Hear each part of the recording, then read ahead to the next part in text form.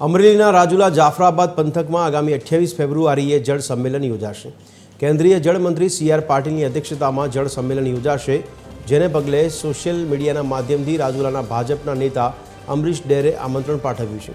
સાંસદ ભરત સુતરિયા, ઉર્જા અને કાયદા મંત્રી કૌશિક વેકરિયાની વિશેષ ઉપસ્થિતિમાં જળ સંમેલન યોજાશે।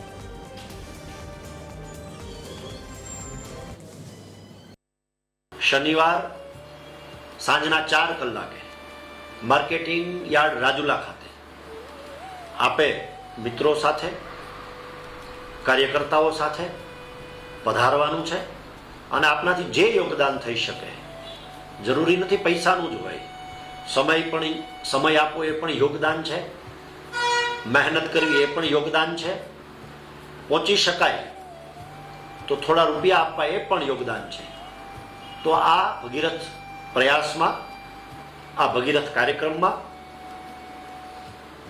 एक बीजाना खभे खभो मिलावीने आगळ जईए